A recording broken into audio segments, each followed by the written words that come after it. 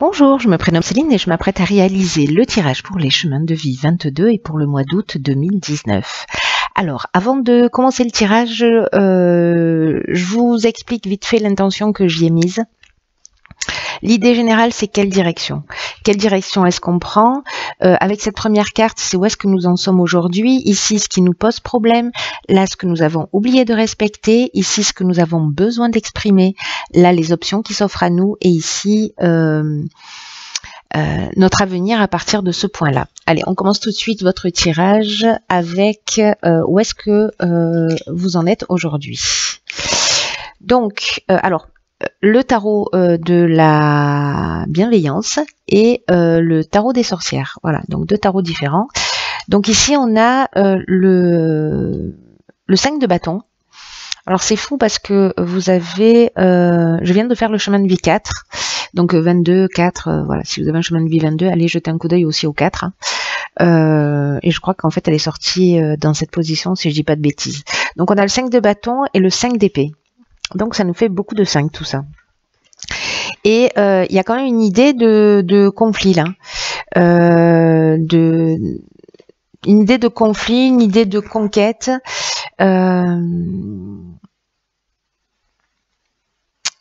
Peut-être certains d'entre vous font l'expérience de l'hostilité, vous voyez, d'une certaine manière. Il y a peut-être une idée aussi de confusion, de compétition, de rivalité, ou peut-être qu'on est peut-être qu'on se sent mis au défi, ou je sais pas, peut-être que peut-être qu'il y a des circonstances qui sont frustrantes.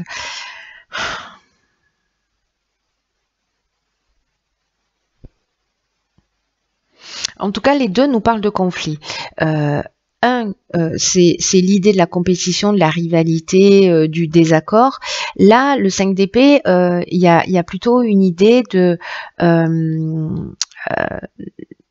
vision, de gagner et de perdre, vous voyez, ou de se sentir vaincu ou de gagner une bataille. Voilà. Donc, mais finalement, il n'y a jamais vraiment de gagnant et jamais vraiment de perdant. Voilà.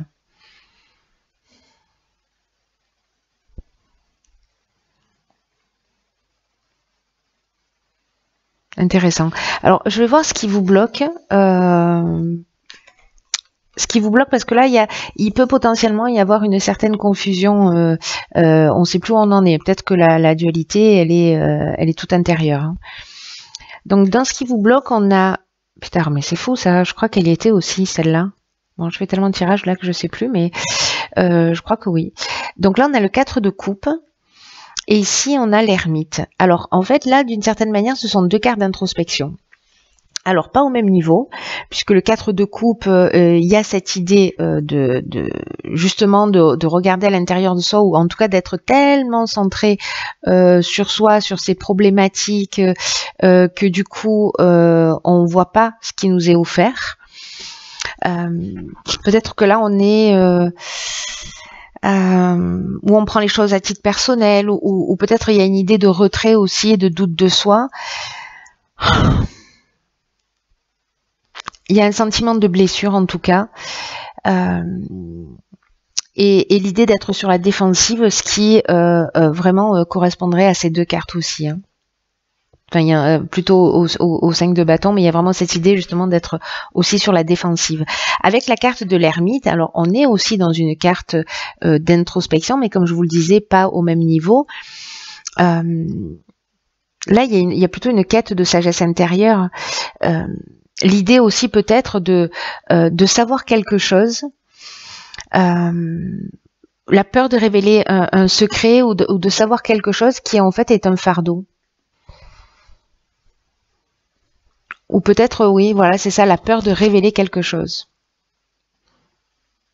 En tout cas, il y a quand même une notion avec l'ermite de quête personnelle, hein, de chercher des directions, peut-être de prendre de la distance par rapport à des situations, parce qu'il y a quelque chose, là, j'ai l'impression, qui vous travaille.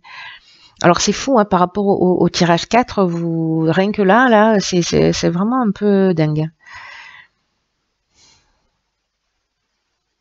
Là, il y a une idée aussi, peut-être d'avoir décidé d'oublier plutôt que d'affronter ou d'admettre une vérité.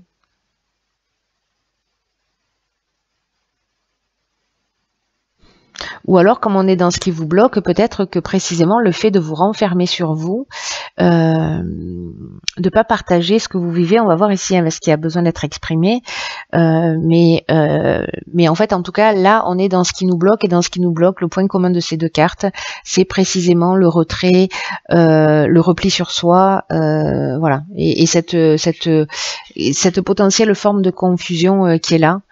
Mais là, on s'interroge là. Alors, on va plutôt commencer par les cartes numéro 3. Et nous avons, donc là, c'est ce qu'on a oublié de respecter. Donc là, on a le 6 de feu, ok, le 10 d'épée et le 10 de bâton. Wow. Alors, ce qui me saute aux yeux là, parce que ces cartes-là, a priori, c'est pas des cartes qui sont super positives. Mais moi, ce que je vois, en fait, c'est super positif. Je sais pas ce qu'il y a dans mon œil de lynx.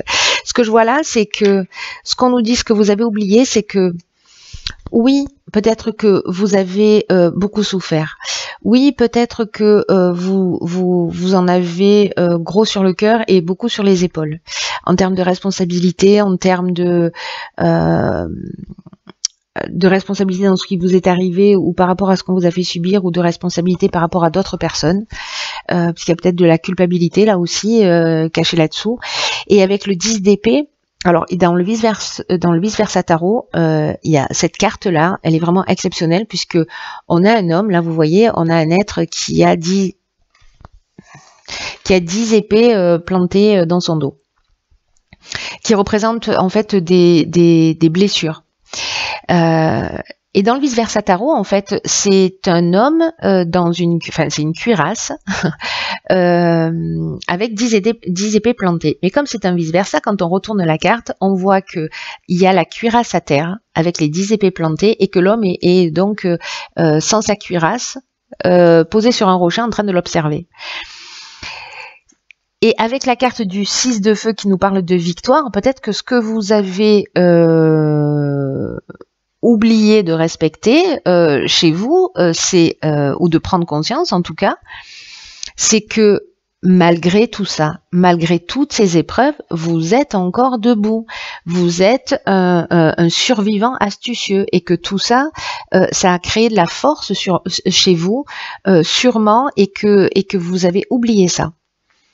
Que vous avez oublié que peut-être que vous êtes trop identifié là à ce qui... où est-ce que c'est ici, peut-être que vous êtes trop identifié à vos blessures, peut-être à une culpabilité par rapport à des actions que vous avez faites, etc. Mais dans tous les cas, il y a une idée pour moi là de survivant astucieux. Voilà, parce que là c'est dans ce qu'on a oublié de respecter chez soi, et reconnaître qu'on est encore là, qu'on est encore debout, et que finalement toutes ces choses-là on les a surmontées, et qu'aujourd'hui on en est sûrement plus fort, bah, c'est peut-être quelque chose que vous avez oublié pour affronter la situation que vous êtes en train de vivre. Donc vous avez cette ressource-là, c'est pas rien, vous n'avez pas vécu toutes ces choses par hasard, elles vous ont forcément, même si je sais que potentiellement je peux me faire insulter, tant pis, je vais le dire quand même, j'assume. C'est que ça vous a apporté, ça vous a aussi bien les erreurs que vous avez commises que ce que vous avez vécu, d'abord parce qu'il y a une raison, mais c'est surtout que ça vous a rendu plus fort, et puis que aujourd'hui vous êtes debout, même si vous êtes en train de réfléchir et de vous replier sur vous, et que vous êtes dans cette phase d'introspection, ce que vous avez vécu, vous en êtes sorti vainqueur. Parce que c'est ce que nous dit, c'est la carte du vainqueur, le 6 de bâton quand même. Hein. On va voir ce que vous avez besoin d'exprimer. Je sens que je m'emballe sur ce dernier tirage. Alors, dans ce qui a besoin d'exprimer, nous avons le 8 d'air, beaucoup d'épée. Et quand je dis il y a beaucoup d'épée, et le 7 d'épée. Ok, alors, donc on a le 9, le 8 et le 7 d'épée. Alors, est-ce qu'il y aurait besoin de Ici, le 8 d'épée, on est encore dans l'auto-sabotage, dans ce qu'il y a besoin d'exprimer. On est dans cet isolement. J'ai l'impression qu'il y a certaines personnes là, parmi vous, en tout cas pour qui va résonner ce tirage, qui se sentent vulnérables, qui se sentent isolés, qui se sentent entravés, qui ont l'impression de ne pas avoir le choix ou peut-être de se sentir piégés et bloqués par une situation. Et où on a un sentiment d'impuissance, où on a un sentiment d'être victime ou de patauger dans ces sentiments-là. C'est-à-dire que comme vous avez oublié qu'en fait tout ça vous l'avez vaincu et que vous êtes encore debout et que peut-être il y a des choses qu'il va falloir assumer,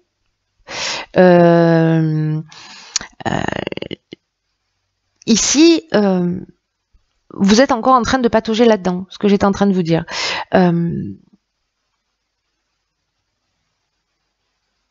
Peut-être qu'il y a une relation de dépendance là, hein, qui voilà.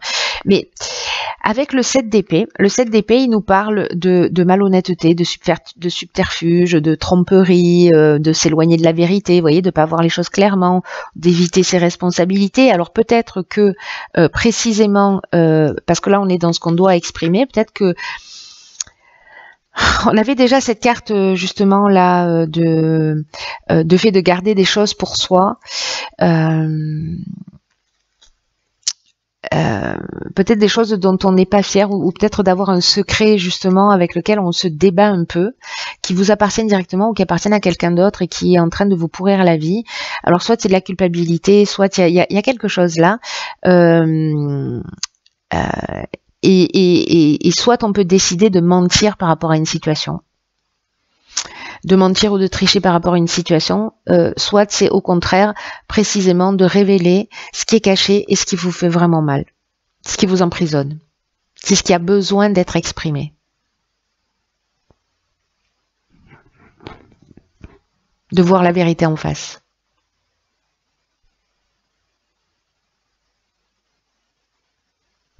Il y a peut-être une idée aussi d'avoir peur du jugement.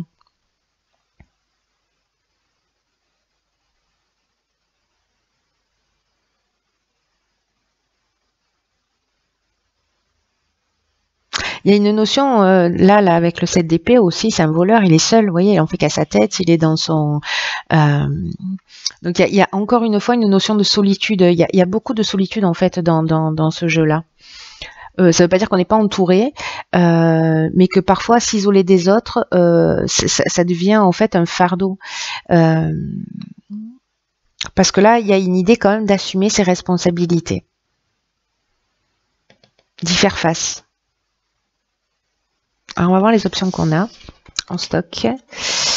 Waouh, génial. Donc on a le soleil, on a le soleil et la reine de denier. Alors, en termes d'options, j'adore hein, le soleil, je trouve ça génial. Le soleil, il nous parle de communication, il nous parle de partage, mais il nous parle aussi d'accepter les choses telles qu'elles sont, d'accepter les personnes telles qu'elles sont, sans essayer de les changer.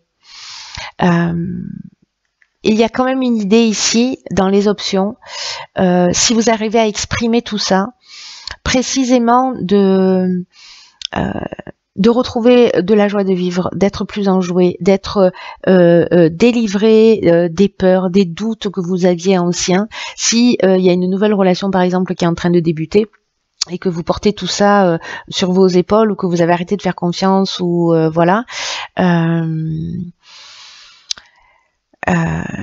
Il y a quelque chose qui, dans les options, et en faisant ce travail de prise de conscience et d'exprimer, voilà, ce que l'on a vraiment à l'intérieur de soi, il y a une idée de pouvoir éclairer sa vie, voilà. Le soleil, il encourage à avancer, à dépasser les ombres, voyez. Et c'est marrant parce que dans le tirage du chemin de vie 4, il y avait la lune. Et justement, il y avait une forme d'ombre, alors que là, le soleil, il éclaire.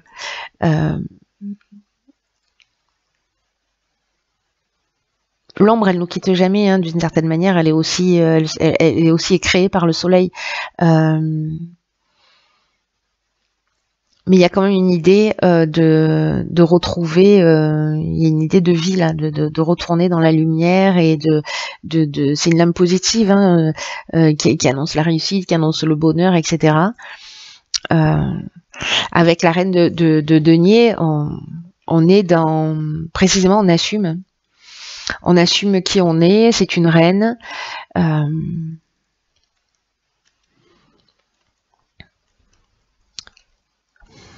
Oui, c'est une reine qui s'assume, qui est en sécurité, parce que les deniers, ça nous parle aussi de ça, de sécurité.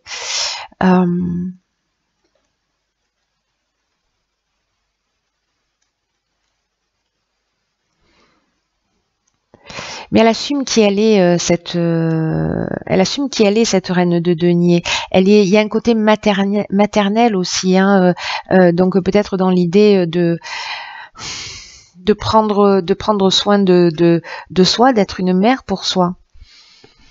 Il y a quelque chose de généreux, de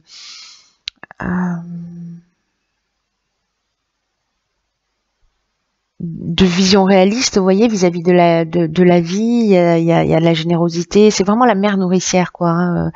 Et là, c'est dans quelle mesure vous êtes une mère pour vous? Qu'est-ce que ça représente?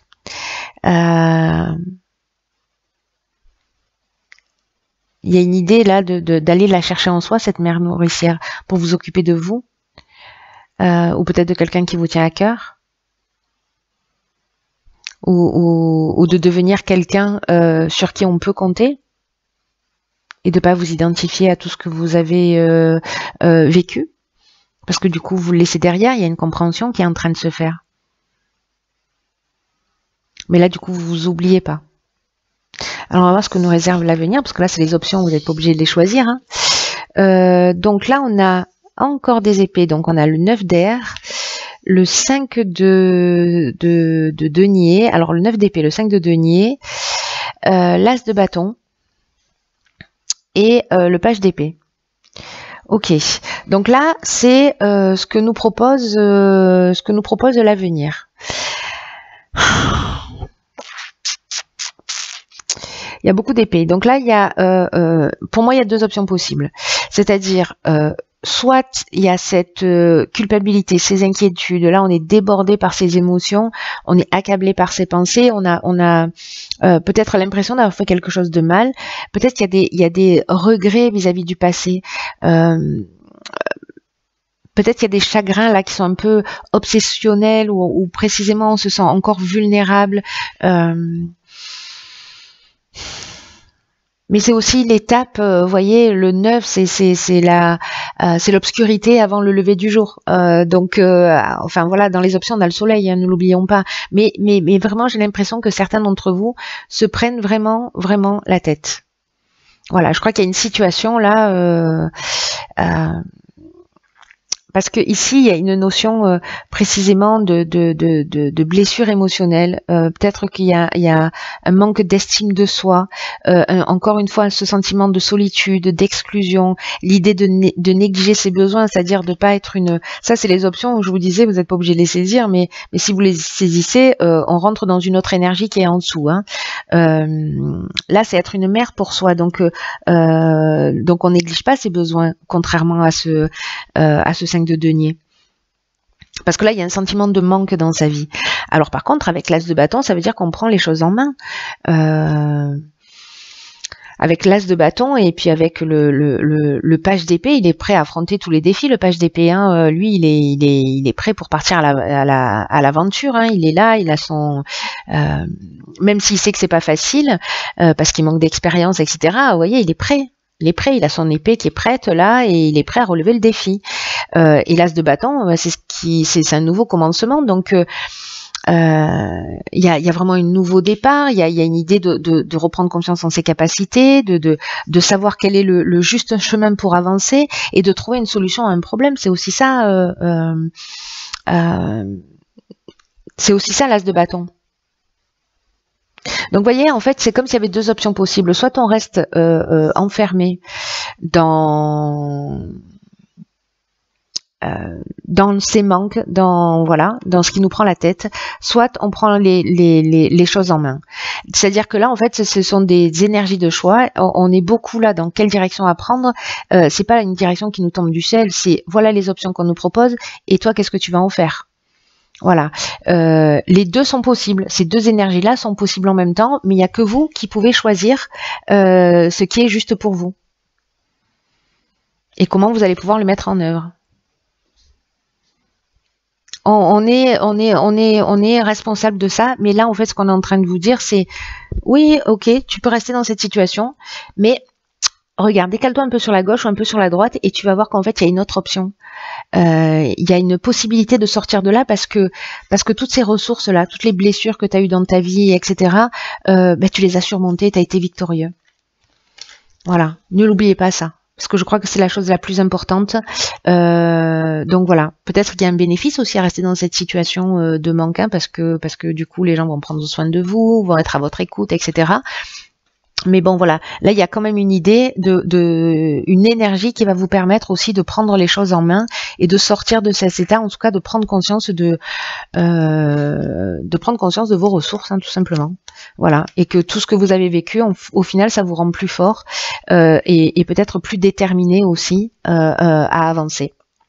Voilà, cher chemin de vie 22, je pense qu'il va beaucoup résonner avec le chemin de vie 4.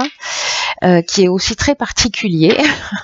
Enfin, vous verrez, vous me direz si vous faites des liens, avec tout ça ou pas. Moi, j'en fais là parce que ça me saute aux yeux, mais parce que je viens de les faire à la suite. Je comprends pourquoi je les ai fait dans ce sens. Du coup, maintenant. Donc, écoutez, tenez-moi au courant si ça résonne pour vous.